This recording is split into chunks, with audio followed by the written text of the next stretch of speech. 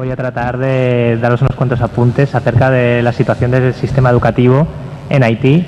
Y bien, cuando me plantearon hacer esta presentación, que le agradezco profundamente a Ana que me planteara en su momento, lo primero que hice fue pues, acudir a las bases de datos, ¿no?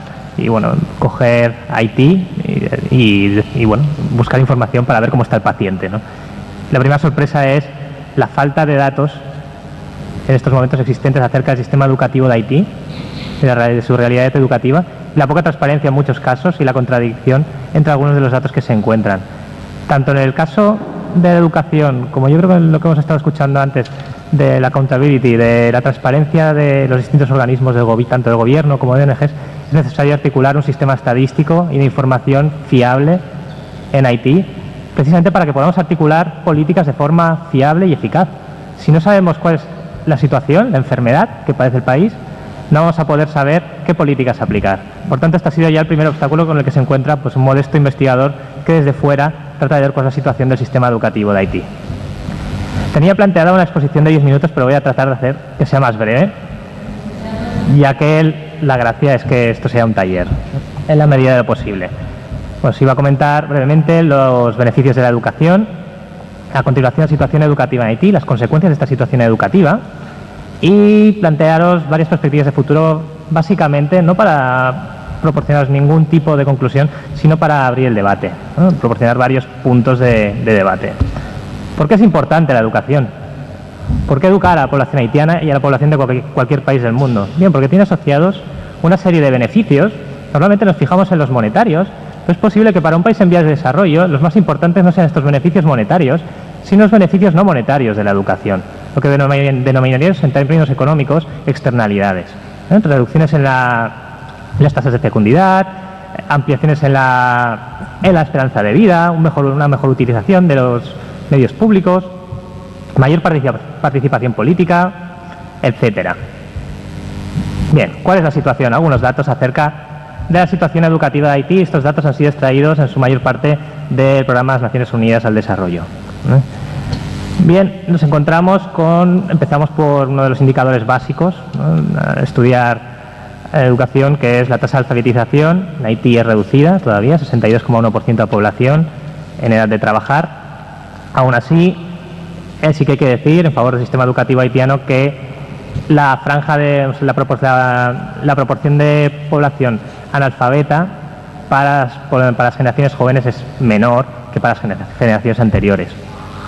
Aún así, es digno de mención y es muy preocupante que prácticamente 1 de cada 5 niños haitianos se dedica, aparte de estudios, a algún tipo de actividad laboral, y que tan solo encontramos unas tasas de matriculación netas del 50%. Esto significa que 1 de cada 2 niños que están estudiando en edad de estudiar primaria no están siendo educados, a pesar de existir una ley que formalmente indica que todos los niños de Haití serán escolarizados durante 6 años, que es el periodo de escolarización obligatoria. Naturalmente, con unas tasas de escolarización netas tan reducidas en educación primaria, no podíamos esperar otra cosa que en educación secundaria esas tasas fueran inferiores, 20% en el año 2007. Sí. La historia de Haití en el sistema educativo es la historia de la destrucción de un sistema público de educación en un periodo de tiempo muy breve de 30 años.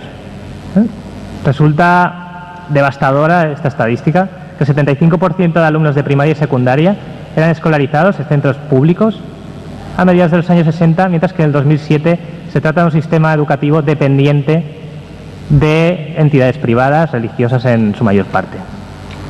A su vez, hemos visto que había problemas en cuanto a la cantidad de alumnos escolarizados y muchos alumnos que no están escolarizados, pero es que los alumnos que están escolarizados, su mayor parte lo hacen en centros de baja calidad. En muchos casos no hay instalaciones adecuadas, los profesores no existe ningún control de garantía acerca de que tengan los estudios requeridos para poder formar. 5 minutos. Gracias. Y a su vez, con el terremoto lo que hemos visto es que aparte de perder recursos materiales, hemos perdido lamentablemente recursos humanos. En cuanto al nivel superior de educación, lo que vemos también es una falta de calidad a nivel internacional, y esto se ve clarísimamente con la dificultad que encuentran los licenciados haitianos para haber convalidados, homologados sus títulos de algunas universidades de Haití en el extranjero.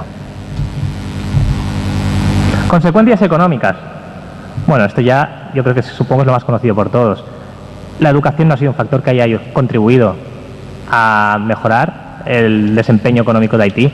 Una tasa de crecimiento del menos 2,1% a lo largo de los últimos 20 años realmente es muy baja. En cuanto al índice de desarrollo humano, que tanto han cacareado los medios de prensa durante estos últimos días, estos últimos meses, hay que tener en cuenta, para que os hagáis una idea del grado de transparencia y de la información que proporciona Haití, que el índice de desarrollo humano, que entre sus subíndices que se utilizan para calcularlo, utiliza las tasas de matriculación y de escolarización, el PNUD, para poder dar una estimación de Haití, lo que hace básicamente es utilizar estimaciones acerca de las tasas de escolarización, porque no las conoce directamente. Pero más allá de las consecuencias económicas, hay otras consecuencias que son tan importantes o más que las consecuencias económicas. Ralentización de la transición demográfica.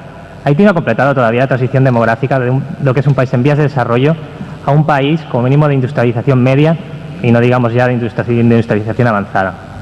Y la educación tiene un papel fundamental para completar esta transición demográfica. Fijaos, por ejemplo, aquí abajo en el cuadro, la tasa de mortalidad infantil entre las madres sin educación formal y las madres con educación secundaria. Se duplica. Por no hablar de las tasas de población con SIDA, etcétera. Pero vamos a saltarlo porque ahora ya son 3, ¿no? O 2. Otro problema muy grave, polarización en la sociedad. Que el 10% más rico de la población acumule el 47,8% de la riqueza de Haití, aquí sí me vais a permitir la licencia, es una barbaridad. Teniendo en cuenta que gran parte de las personas haitianas más ricas, más pudientes, no se encuentran incorporadas dentro de esta estadística ya que viven en el extranjero. Esto también está muy vinculado al sistema educativo haitiano, en el que no se ha conseguido universalizar, como mínimo conseguir una base educativa universal para todos los haitianos, aunque fuera mínima, y sin embargo sí que se ha seguido invirtiendo en que una pequeña proporción de la población pudiera acceder a la universidad. Resulta prioritario en países en vías de desarrollo y de hecho es la estrategia que sigue desde hace 20 años el Banco Mundial. De hecho cambió esta estrategia a raíz de los fracasos que han sucedido, como por ejemplo en el caso de Haití. La estrategia seguida por el Banco Mundial es universalizar en primer lugar los niveles básicos de educación, garantizar a toda la población un nivel básico de educación y a partir de allí ir aumentando la inversión en niveles superiores educativos, no empezar la casa por el tejado. También, naturalmente, en el mercado laboral existe una discriminación hacia la mujer, sin embargo, en España no podemos dar ejemplo de ello tampoco. Y en cuanto a la emigración, ya que esta jornada se trataba acerca de diáspora, ya para cerrar, todo lo que nos encontramos es que el perfil del emigrante haitiano, en cuanto a su dotación educativa, difiere mucho de la del haitiano que se ha quedado en el país. Lo que vemos es que el 70% prácticamente de los licenciados haitianos no están viviendo en el país. Ello crea unas relaciones de dependencia, por todos es sabido, la dependencia de muchas familias, de las remesas provenientes del extranjero. Y un motivo de preocupación es qué pasará con estas segundas generaciones, y de aquí tomo prestada una idea que me dieron ayer, la verdad muy interesante. ¿Qué pasará con estas segundas generaciones que están enviando remesas, que son de estas segundas generaciones de haitianos más formados, que están viendo extranjero, que envían remesas? ¿Qué pasará con estos vínculos con las personas haitianas sean menores? Ya no se trate de sus padres o de sus abuelos, sino que se trate de sus bisabuelos, tíos, etc. Y ya para cerrar, perspectivas de futuro. ¿Qué política educativa vamos a implantar en Haití? Esto yo prácticamente lo que os diría es que Haití sí tiene que invertir en una política de forma decidida en educación. Es el único recurso del que dispone y ello no tiene que ser una desventaja. Tenemos sobradas experiencias en el este de Europa, de Asia, en los que países sin ningún tipo de recurso natural, invirtiendo en capital humano, han conseguido desarrollarse y situar sus economías entre los 20 primeros del mundo, en un periodo de tiempo de 40 a 50 años. Por otro lado, también hay que plantear cuál es el papel que tiene que jugar el Estado haitiano en el desarrollo de este sistema educativo. Y por último, qué papel tiene que jugar la diáspora haitiana, en gran medida, como aquella parte de la población haitiana que tiene una mayor dotación educativa en estos momentos y que, por tanto, supone el mayor stock de capital humano del que dispone el país. Muchísimas gracias.